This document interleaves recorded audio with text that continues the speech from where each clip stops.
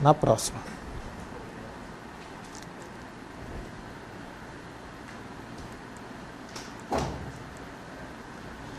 Vamos falar então de síntese proteica.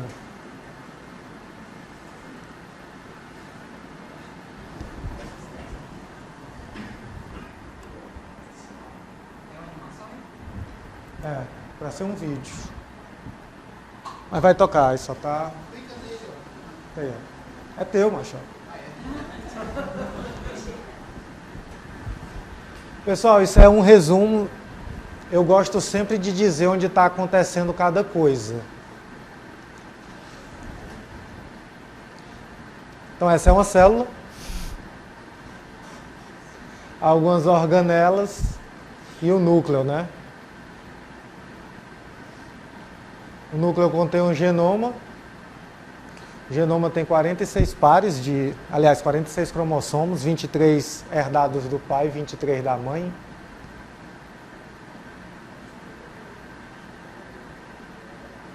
Essas partezinhas a gente vai detalhar daqui a pouco.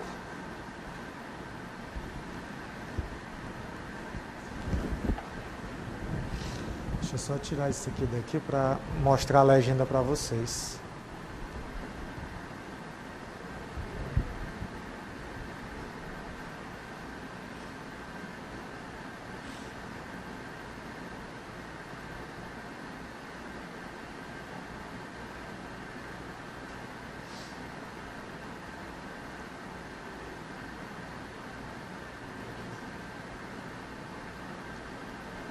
RNA mensageiro.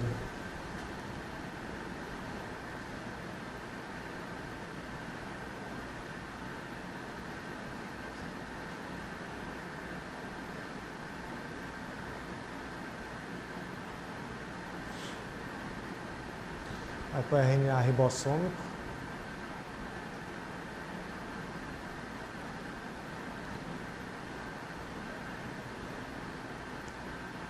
O RNA transportador traz a proteína não, o aminoácido específico de cada códon. Códon é uma sequência de 3 nucleotídeos. Ele lê essa sequência e ele traz o aminoácido específico de cada sequência. A gente vai detalhar isso aí, viu, pessoal? Aí passou voado a transcrição, está mostrando já a tradução.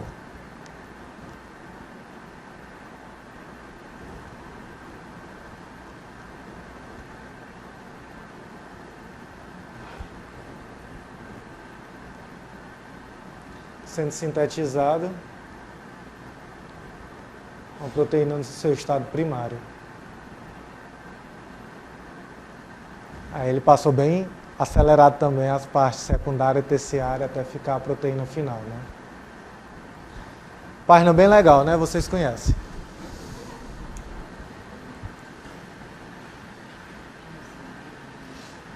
Vamos falar da síntese de proteína.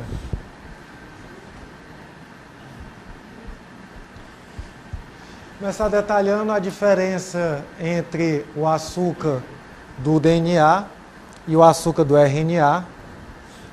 Um é uma desoxirribose, a outra é uma ribose.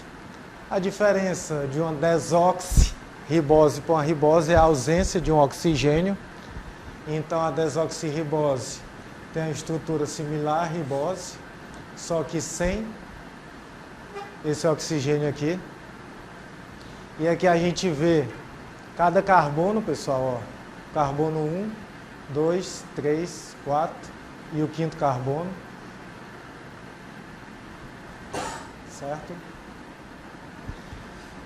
Cada nucleotídeo desse solto, mais especificamente, lógico, o RNA, ele tem 3 fosfatos.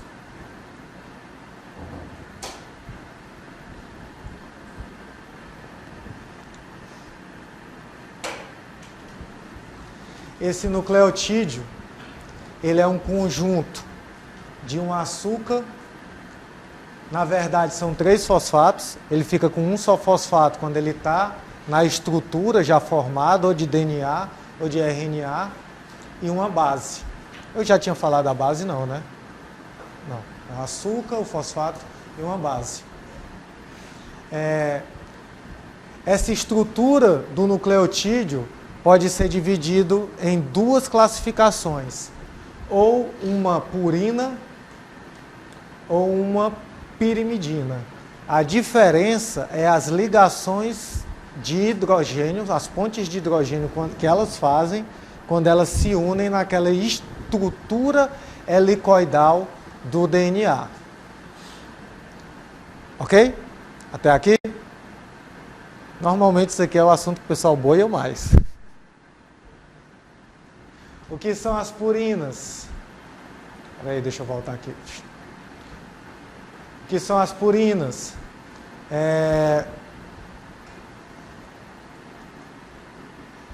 Adenina e guanina. E o que são as pirimidinas? A citosina e a timina. Quando a gente lembra que uma purina só liga com a pirimidina, quando eu estou formando ou uma fileira extra de DNA ou RNA, eu me lembro daquilo que a gente aprende no colégio, que é a Gal Costa, né? E Agnaldo Timóteo, né? A adenina liga com timina, que é Agnaldo Timóteo, e guanina liga com citosina, que é a Gal Costa. Isso aqui é uma estrutura de DNA, certo?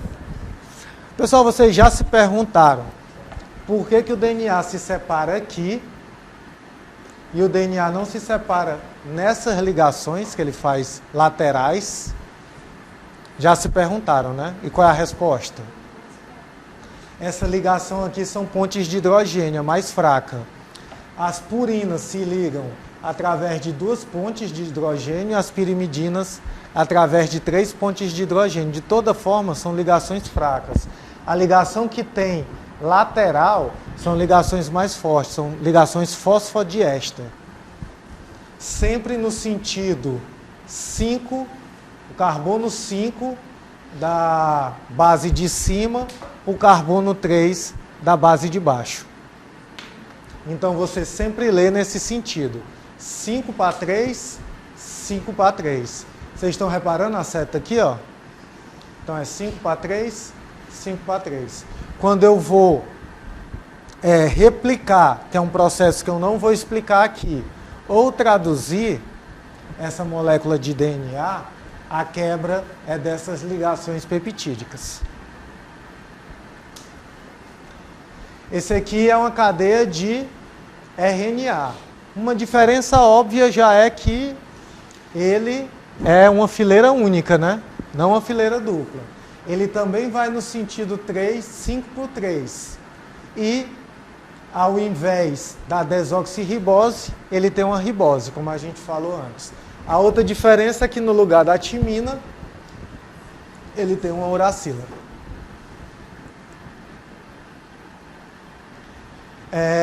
Aquela estrutura que a gente viu no vídeo é essa aqui, certo? Isso aqui é um cromossomo, que é um enrolamento apertado. Uma fibra dessa, que é microscópica, que fica com 250 nanômetros de comprimento, se ela fosse esticada, ela teria cerca de 5 milímetros. Parece pouco, mas em relação ao tamanho que ela fica, de tão enrolada que ela fica, é bem maior se for esticada. E imaginando que cada célula tem 46 dessa e a gente tem inúmeras células no corpo, aí as possibilidades do tamanho do RNA ficam enormes, né? Outra coisa interessante é que cada célula tem a mesma informação genética, só que cada tecido produz o seu tipo de proteína. Então vamos aqui, ó. No nível mais simples, a cromatina é uma estrutura helicoidal de 2 fitas de DNA. Isso aqui é uma cromatina totalmente esticada, certo? O que é cromatina? É esse enrolado até formar o cromossomo, certo? O DNA, ele se enrola com proteínas chamadas histonas. um conjunto de 8 histonas é um nucleossomo, que é esse formato aqui, ó. Por que o DNA se agrega à histona? Ligação valente, covalente. O DNA é negativo e as histonas são eletricamente positivas. Então eles ficam agregados. Até aqui está tranquilo? Então, essa estrutura se condensa até formar um nucleossomo e vai se condensando. As fibras de 300 nanômetros são compridas e dobradas até formar a cromatina de um cromossomo. Ok? O DNA, ele é composto de pelo menos 3 tipos de sequência. O DNA de sequência única, o DNA moderadamente repetitivo e o DNA altamente repetitivo. O DNA de sequência única é composto de sequências que ocorrem no máximo uma vez ou algumas poucas vezes dentro do genoma. Esse DNA inclui a sequência que codifica as proteínas, certo? Assim como uma enorme quantidade de DNA que tem função praticamente desconhecida. Não se sabe qual a função das outras 3 sequências de DNA, e elas ocupam a maior parte daquele cromossomo. O que a gente sabe é que todas as proteínas que são codificadas, que a gente tem identificadas, eles vêm através dessa sequência de DNA, de sequência única.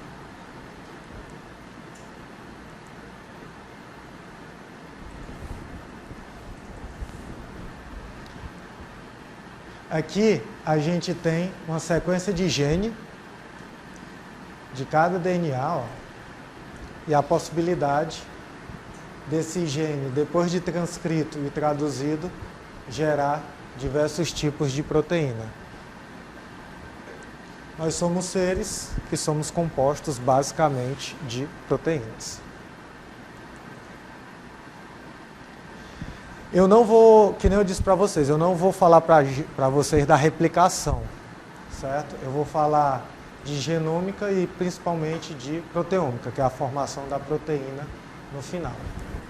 Esse aqui são as funções para muitos genes humanos, ó. Reparem o maior espaço, que é esse espaço 17, que diz são genes cuja função molecular é desconhecida ainda. Esses aqui compõem alguns genes que a gente já sabe a função molecular, o que é que ele vai resultar, que tipo de proteína ele vai resultar, mas uma grande quantidade de genes não tem a proteína, não se sabe a proteína que ele pode, né, gerar.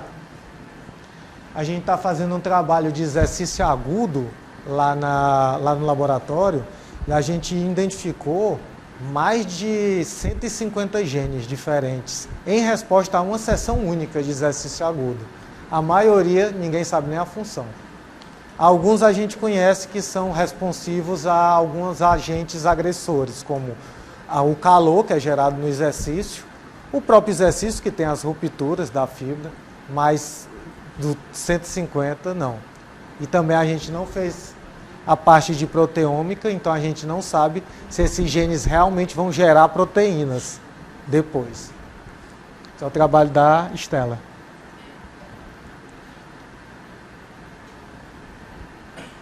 Isso aqui é só para aguçar a curiosidade da gente, né? Será que o RNA é anterior ao DNA? Quem foi que veio primeiro, o RNA ou o DNA?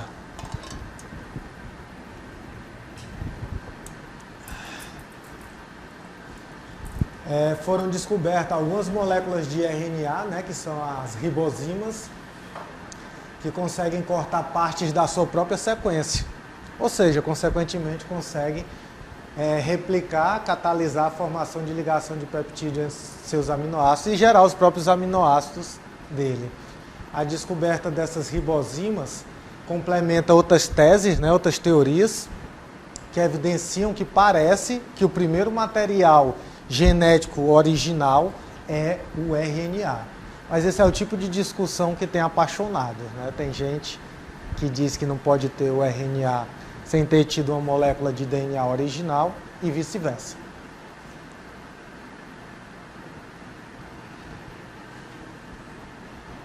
Que é o processo de transcrição.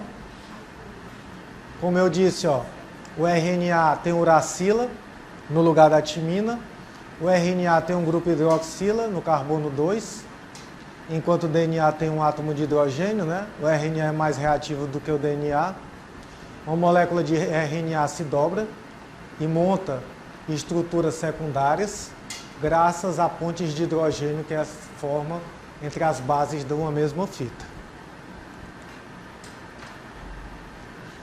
A transcrição, eu não falei da replicação para vocês, né? Mas a transcrição, ela tem 3 componentes principais.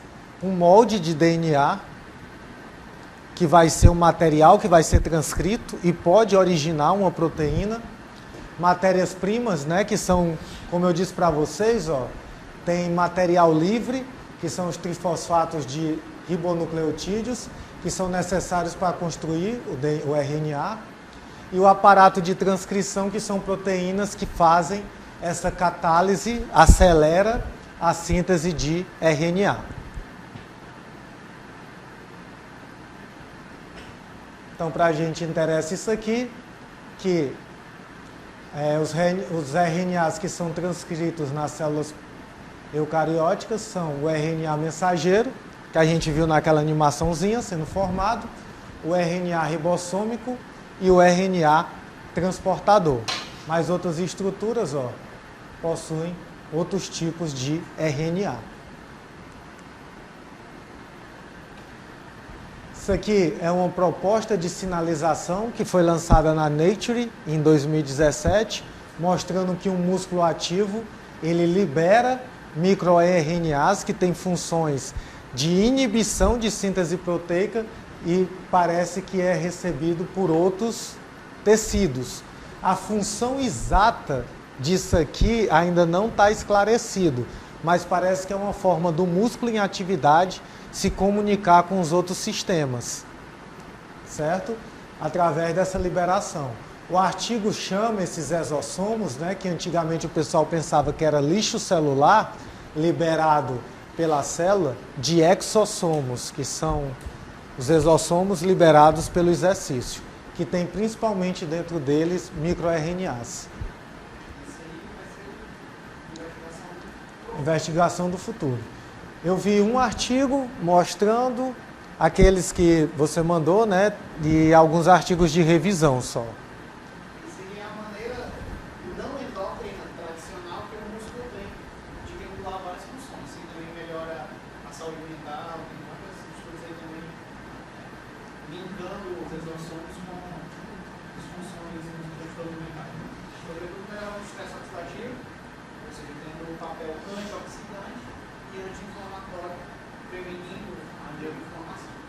Isso aí, eu acho que nos próximos 15 anos vai ter muita coisa nova. São os RNAs que regulam toda a epigenética, de maneira geral. Esses RNAs podem ajudar a enzimática. RNAs catalíticos. Muita atenção que vocês ouvirem falar muito disso aí. Como eu disse, pessoal, precisa de uma enzima, né, para começar esse processo. Na transcrição, uma enzima essencial é a RNA polimerase.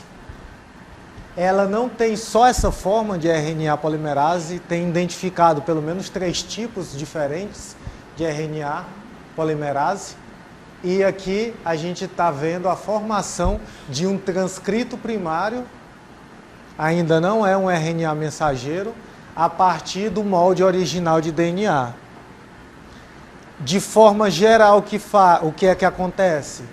A RNA polimerase, para esse processo acontecer na replicação, pessoal, é necessário 3 enzimas para formar essa bolha de transcrição, para separar esses nucleotídeos, que eu mostrei para vocês que estão unidos por ligações fracas, a colega aqui lembrou bem, são pontes de hidrogênio. Eu preciso de um molde primário, mas para transcrição não, só para replicação. e a sequência é baseada na letra que eu tenho aqui, no nucleotídeo que eu tenho livre aqui. Eu disse para vocês que era Gnaldo Timóteo, né, quando é a replicação do DNA. Como eu não tenho Timóteo, quando eu estou fazendo o RNA, fica AU. Aí vai dar imaginação de vocês, um nome e um sobrenome aqui para memorizar. E para Gal Costa continua o mesmo. Guanina e citosina.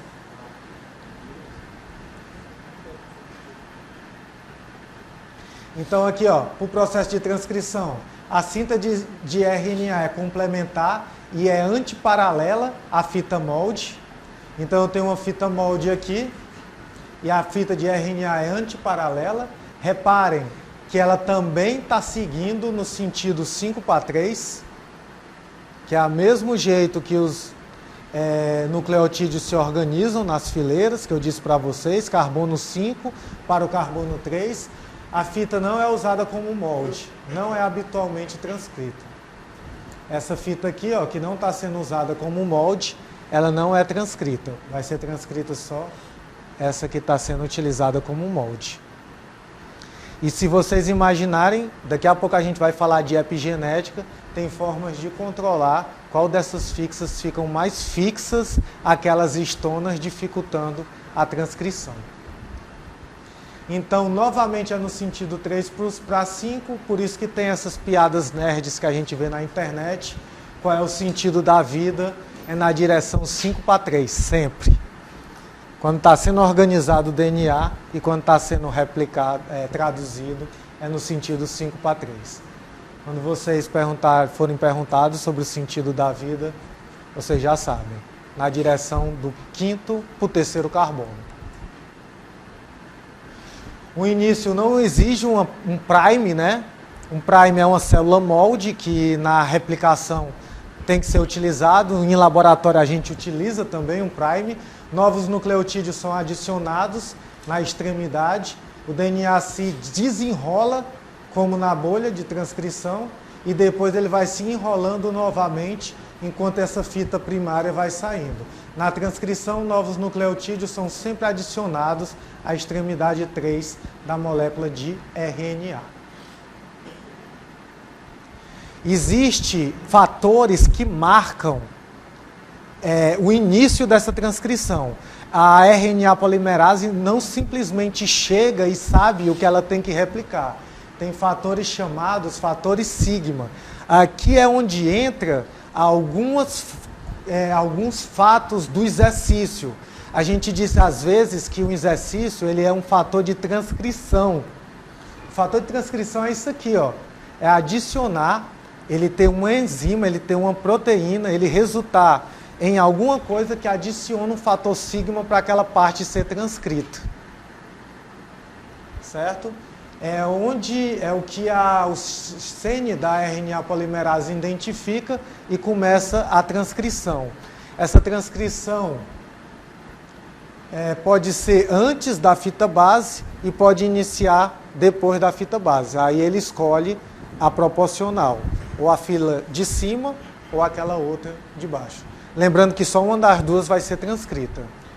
Então a terminologia correta é upstream ou open stream, ou antes ou depois da fita. A transcrição depende da RNA polimerase, que é uma enzima complexa e multimétrica. A RNA polimerase tem um semi, né, que identifica o fator sigma. E tem várias outras subunidades que se unem temporariamente para executar outras funções. Essa aqui é a RNA polimerase, só que bacteriana. Não achei a foto dela eucariótica, né? Bonita, né? A transcrição tem 3 estágios, né? Que é a iniciação, o alongamento e o término. E aqui as 3 polimerases que eu falei para vocês, ó. Em todos os eucarióticos são encontradas essas 3 RNA polimerases. A polimerase 1 faz os RNAs grandes e essa daqui, a 3, aqueles microRNAs que a gente estava falando que podem ser exocitados para outros tecidos.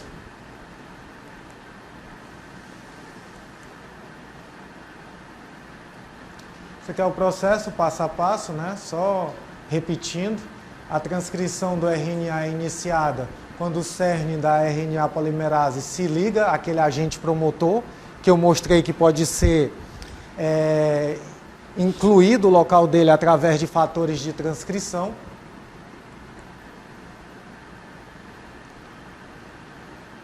E aqui só para ilustrar, como eu falei, ó, a transcrição pode ser downstream ou upstream, ou antes ou depois do que você quer transcrever. E essa aqui é a RNA polimerase fazendo o transcrito primário.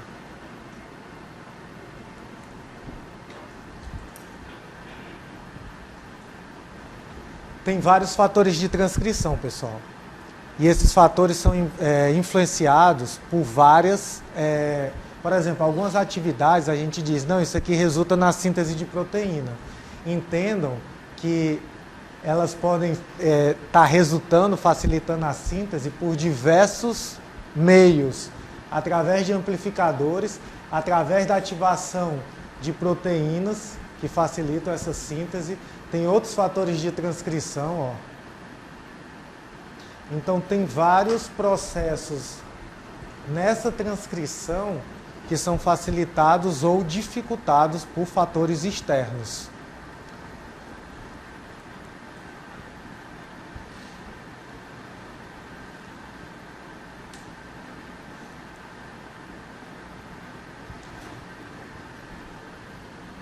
Nas células eucarióticas, a estrutura da cromatina reprime a expressão gênica. Na transcrição, a estrutura da cromatina é alterada pelo reposicionamento dos nucleossomos e pela modificação das proteínas histona. Esse aqui, pessoal, é o processo de epigenética, que a gente vai já falar rapidamente, que é o processo de acetilização, fosforilação ou metilação da histona. O que é que esses três processos fazem? Ou deixam mais frouxa e mais propícia a transcrever, ou mais acochada e menos propícia a se replicar. Esses processos também podem fazer o seguinte, ó. Vocês viram que nas histonas o DNA fica enrolado como se fosse aquela fita que o pessoal usa para costurar, como é o nome daquilo ali? Linha, né? Aquela linha. Linha de carretel, pronto, fica todo enrolado aqui. Pessoal, pela lógica, é mais fácil eu transcrever o que está aqui em cima ou o que está aqui pelo meio ou no final, enrolado? Mais fácil eu transcrever o que está em cima, né? O que é epigenética, que a gente vai mostrar já já, é a adição de alguma dessas substâncias que deixa uma parte que está mais no meio, mais para baixo, mais exposta e mais fácil de transcrever.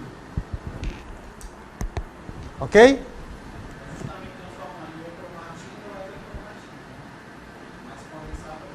Mais condensado ou menos condensado, isso mesmo. O silenciamento do RNA também é importante na regulação gênica. Pequenas moléculas, ó, que são os microRNAs que a gente estava falando agora há pouco, são clivadas do RNA de fita dupla e se combinam com proteínas. Ou se ligam a sequências de RNA mensageiros e DNA. O que é que esses microRNAs fazem? Interrompem aquela sequência do RNA e inibem a tradução. Afetam a degradação do RNA e silenciam a transcrição. O corpo é altamente econômico. Ele só faz o que tem que fazer. Então ele tem agente só para silenciar esse processo de transcrição. E lembrando, pessoal, não é porque foi transcrito que vai ser sintetizado. Ainda tem outro processo até a proteína propriamente dita ser formada. E não é porque foi sintetizada que vai ser usada. Fatores de transcrição, como o exercício.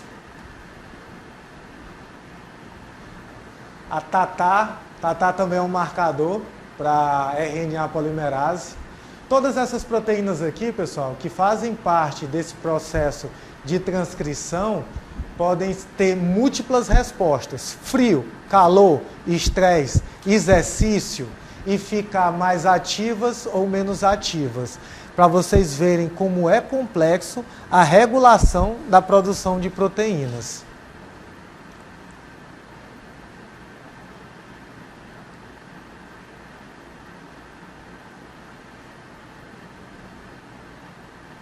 Certo.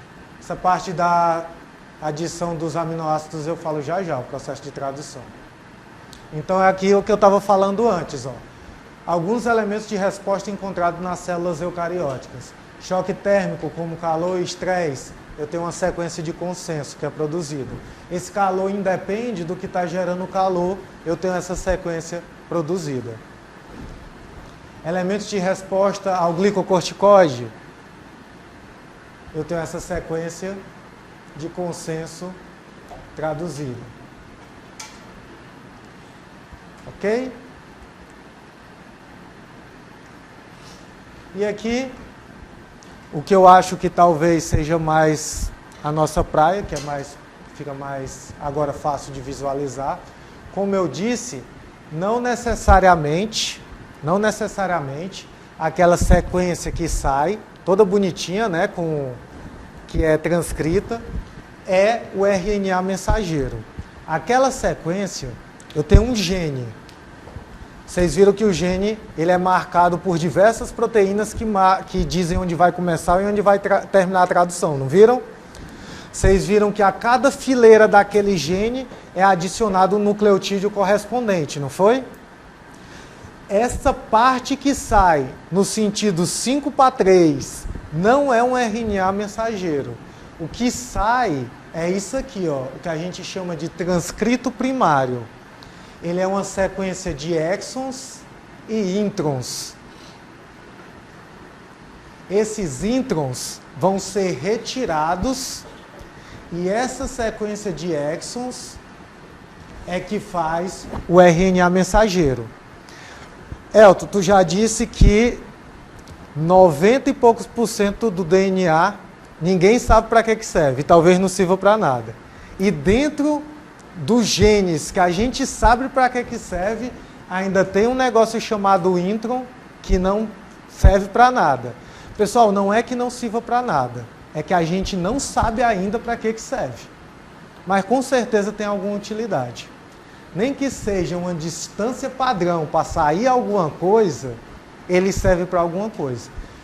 O negócio é que essa imagem está muito generosa. Normalmente uma sequência de introns é algo muito maior do que a sequência de exons. E a gente não sabe a utilidade dentro de um gene para aquilo. Outro? Pode falar. E esse mecanismo de splicing é relativamente novo, né? É, os splices alternativos, eu vou falar agora. Em 2000, quando sequenciaram em um ano, eles sequenciaram 3 bilhões de bases. Então eles esperaram, mas deve ter a quantidade de proteína que o ser humano tem.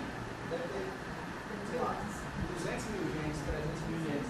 Aí quando eles sequenciaram todo o genoma, eles viram que só tem 19 mil genes.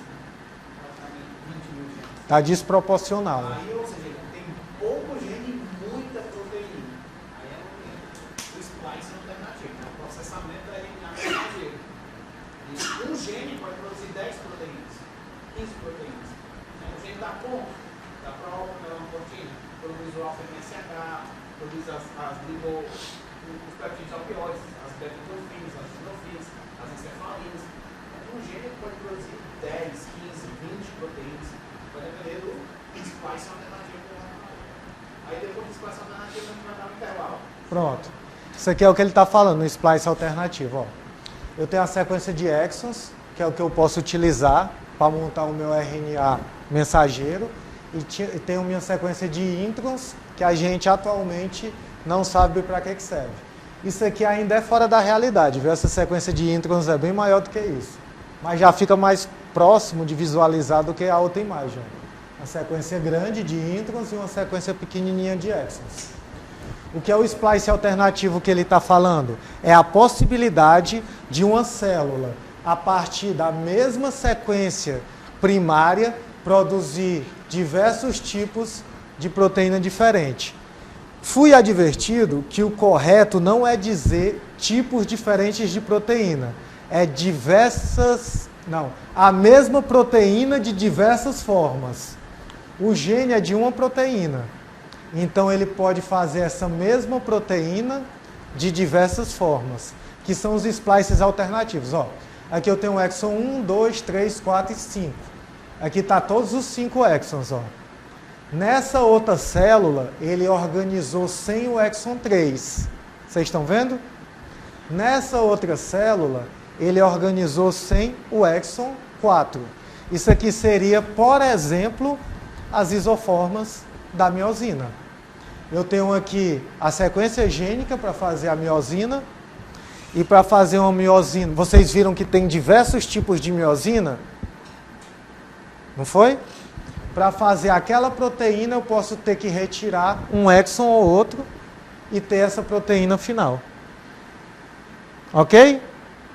Pausazinha. Um café para respirar.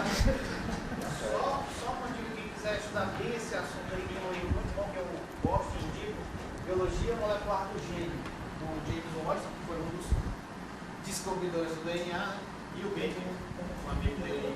Muito bom esse livro, quem quiser se aprofundar nessa parte aí. Ah, pessoal, só um segundo. Isso aqui é o que eu estou falando, ó. Espera aí.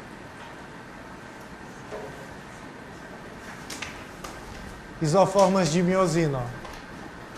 Mas a gente mostra isso aqui com calma quando vocês voltarem. A lista eu vou passar agora na lista da tarde, mas pode deixar quando voltar, não precisa assinam aí. Só pra... Ó, são 3 e 15 do meu relógio, então dando 20 minutos. 3h35 aí, que passa.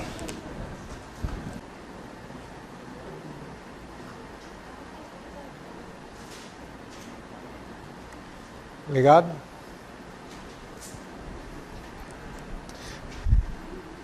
Bora?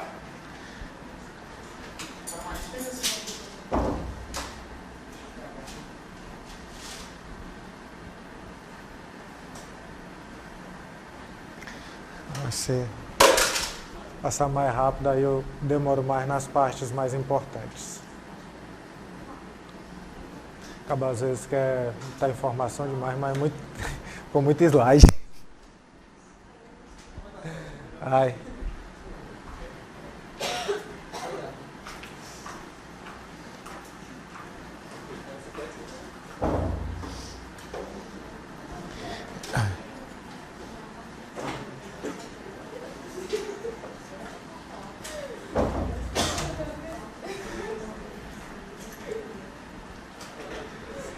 Pronto, pessoal. Então, só voltando aqui, não necessariamente esse transcrito primário vai gerar RNAs mensageiros iguais.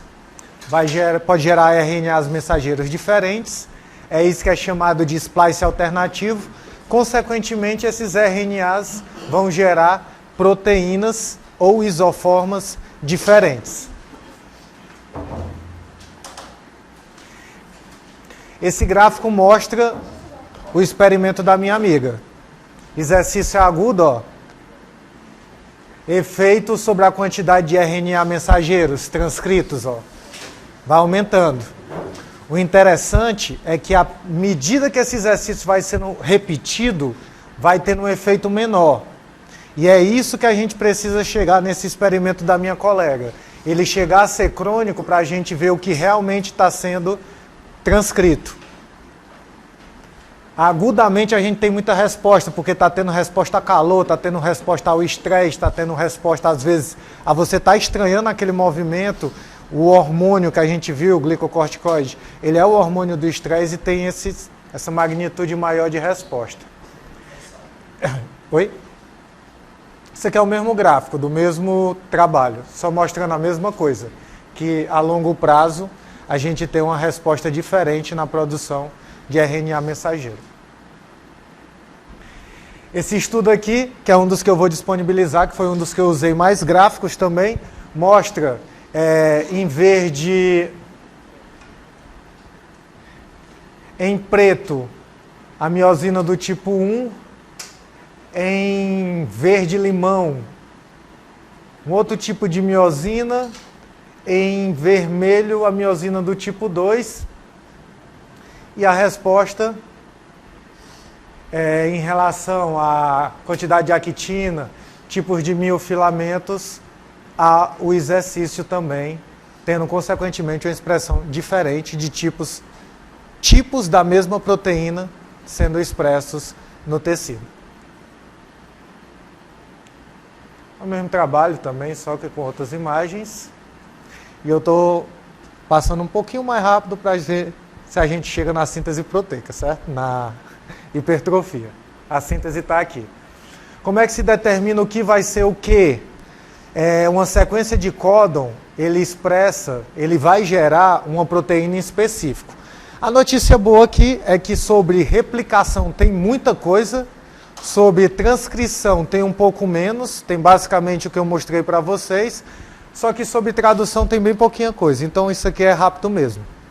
Então reparem que a gente tem uma sequência de início para a transcrição, que geralmente é a metionina, que é esse A, U, G, e sequências que finalizam, que param a tradução, que são essas sequências aqui que estão em vermelho, que são sequências de parada. O AA, o AG, o GA, são sequências que interrompem a produção. Interrompem aonde? No ribossomo. Essa fileirinha final que eu mostrei para vocês, na imagem, ela vai chegar ao ribossomo, que na verdade também é um RNA.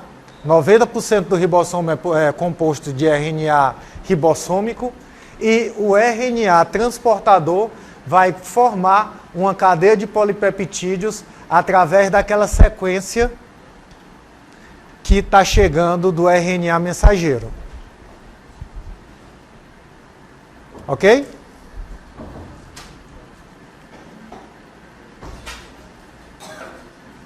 De forma simples, pessoal, para ficar mais rápido, está aqui o ribossomo, está aqui a sequência do RNA mensageiro, o RNA transportador, quando chega num sítio específico, identifica a sequenciazinha aqui, pega a proteína equivalente a essa sequência e vai montando uma sequência de polipeptídeos.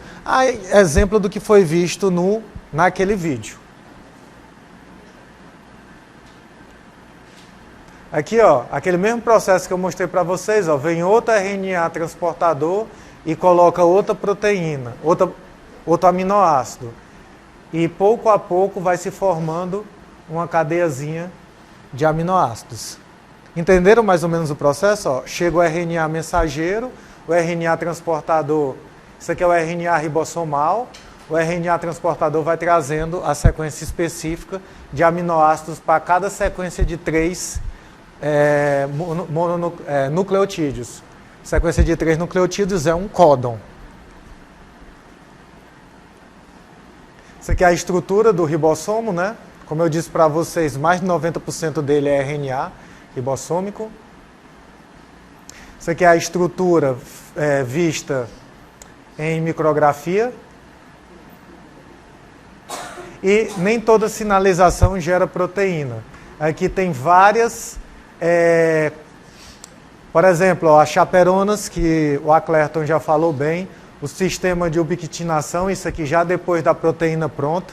Uma proteína defeituosa é ubiquitinada, a ubiquitina marca ela, que é a proteína caboeta, para ela ser degradada. E a gente viu também o microRNA, que pode atrapalhar tanto o RNA mensageiro como o próprio processo traducional. Então, nem toda proteína, nem toda sinalização vai gerar proteína. Isso é importante a gente saber, porque não necessariamente uma sinalização como a via do mTOR vai significar hipertrofia no final. Eu estou tendo mais sinalizações no sentido de transcrição, que são aqueles fatores de transcrições que eu mostrei para vocês. Então, a maioria dos organismos tem uma grande quantidade de DNA que não gera proteína. Apenas 1,5% do genoma humano é composto de DNA que especifica diretamente os aminoácidos em proteína. Aqui, pessoal, é só uma base para vocês verem as proteínas que já são e os genes específicos de cada proteína. É bem bacana pesquisar aqui, se você souber o nome de uma proteína, você acha nesse site a sequência de genes que compõem essa proteína. É o ECODE, é a enciclopédia dos elementos do DNA. A gente usa muito isso aqui lá no laboratório, muito bacana. Só falando que é o ECODE. E aqui, pessoal, o que o ribossomo gera é essa estrutura primária. Os aminoácidos se organizam em relação à hidrofobia. Os aminoácidos giram para se esconder da água, os que são hidrofóbicos, formando essa estrutura secundária. Aqui já começa também a ter estruturas de ligações fracas, como estrutura em alfa-hélice. Uma estrutura terciária já é composta de ligações um pouco mais fortes, como ligações covalentes, e a proteína propriamente dita, ela é composta de algumas estruturas secundárias que outras organelas juntam. O sítio ativo de uma proteína é uma região cheia dessas ligações que acelera o processo de um substrato. Isso no enzima propriamente dito, que eu disse para vocês que ia falar mais ou menos como era. Outro artigo bacana que eu vou disponibilizar para vocês, mostrando algumas diferenças naquelas estruturas que a gente detalhou, da fibra do tipo 1 para a fibra do tipo 2. Certo? Esse artigo vai estar junto com os artigos que vão ser enviados para vocês. Mas só para citar, uma das diferenças é o estresse de membrana. A fibra do tipo 2 suporta maiores estresses de membrana do que a fibra do tipo 1. Isso aqui é uma relação entre a titina de um sarcômero e o nível de tensão que aguenta, mostrando que os sarcômeros que são dessa isoforma de titina suportam mais pressões do que dessas outras isoformas aqui. Falei para vocês que ia mostrar o que era epigenética. Agora que a gente conheceu mais ou menos a estrutura, aqui estão os estados de condensação durante o ciclo celular. Eu posso modificar as histonas, né, por metilação, acetilação e fosforilação. A acetilação e a fosforilação, eu disse para vocês que a histona ela é positiva e atrai uma fileira de DNA negativo. A acetilização diminui essa interação de covalência, deixando mais frouxo. A fosforilação faz o contrário, aliás, faz a mesma coisa, deixa mais frouxo, mas por mecanismos diferentes do que essa interação covalente. E a metilação deixa a histona mais condensada com a fileira, deixando mais difícil de ter uma tradução daquela estrutura que está metilizada. São também fatores epigenéticos, né, a silenciamento do RNA. Um detalhe, aqui estão as classes de histonas, né, H1, H2, H3 e H4, e as modificações na histona após as traduções, né, com acetilização, metilização e fosforilação. O grande barato disso aqui, que está rendendo muitos estudos, é o fato de essa metilação não ser uma mudança gênica. Não estou mudando nada na estrutura do genoma. O detalhe é que essa mudança pode passar por gerações. Então, a primeira sugestão de que isso aqui poderia ser relativo foi uma pesquisa feita numa cidade da Itália, onde notaram que os netos de uma população que passou fome na Itália engordava mais facilmente. Por quê? Os avós não tinham tanto acesso à comida, desenvolveram respostas gênicas para aproveitar ao máximo a comida que tinha, não engordar tanto. Aliás, sobreviver, ter o suficiente com pouca comida, e os netos que têm um acesso bem mais facilitado à comida desenvolveram a maioria obesidade. O que é que a epigenética traz de lição para a gente? Tenha filhos quando você estiver na melhor situação da sua vida. Provavelmente você vai mandar a melhor resposta epigenética para ele. É diferente você ter a mesma pessoa num estado onde ela está em sobrepeso, ou num estado onde ela treina frequentemente, há 3 anos, por exemplo, vai gerar informações diferentes para o filho. Por fatores epigenéticos, sem mudança nenhuma no código genético da pessoa. Aqui estão estonas, com algumas modificações de grupos acetil e de grupos metil, ou seja, acetilada e metilada. Aqui uma lisina, acetilada. Aí é essa informação que passa.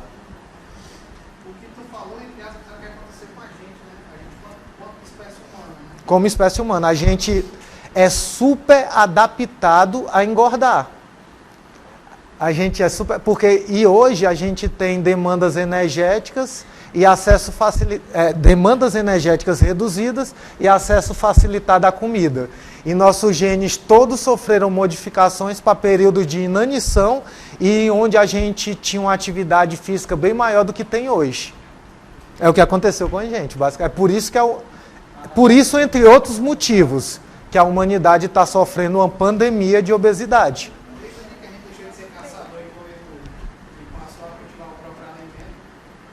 Ah, pronto, ó. Isso aqui é o que eu estou dizendo para vocês, ó. O código das estonas é herdável. A pessoa herda essa modificação.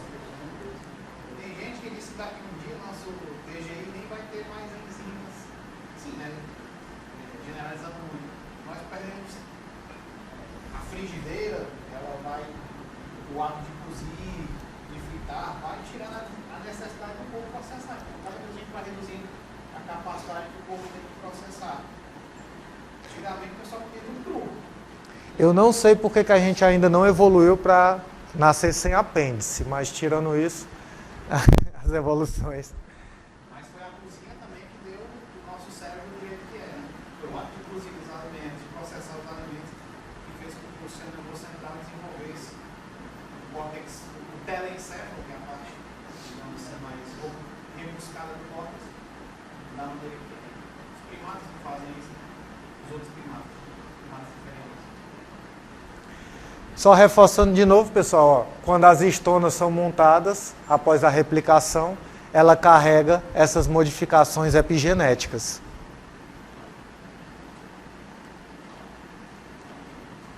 Isso aqui a gente já falou. Isso aqui, pessoal, são estudos bem interessantes com gêmeos, que principalmente na década de 60 era muito usual você pegar 2 irmãos gêmeos afastados ou um casal de gêmeos e submetê-los a dietas e atividades diferentes. Mas aqui são 2 estudos com irmãos que, nesse caso aqui, moravam separados. Esses aqui são gêmeos idênticos. Esse aqui foi criado com certa necessidade. Esse aqui foi criado em condições mais fartas. E ele ficou, inclusive, mais alto do que o irmão gêmeo, mostrando como fatores do fenótipo, como a alimentação, contribui para o desenvolvimento máximo das características genéticas. E esse outro estudo é justamente 2 irmãos que tinham o mesmo acesso nutricional, porque moravam juntos, teoricamente têm a mesma disposição à comida, só que gostavam de atividades diferentes. Vocês percebem pelo corpo qual é o tipo de esporte que ele gostava, e o outro era corredor. E olhem a diferença na composição corporal dos dois, por causa da modalidade de esporte que eles gostam de praticar. São gêmeos, têm o mesmo código genético, são idênticos. Fatores fenótipos, fatores de fora, alterando eles. Agora reparem como a panturrilha do gêmeo corredor é desenvolvida em relação à do gêmeo só marombeiro. Eles são univiterinos? São. idênticos. Então um cortezinho meio assim, né? Aqui ficou mais garotão, mas são gêmeos. Tá triste. Pá, o cara que corre e não treina, fica assim, ó. Entendam. O cara só correr fica assim. A epigenética tem sido chamada de herança, mas não é herança do jeito que a gente conhece.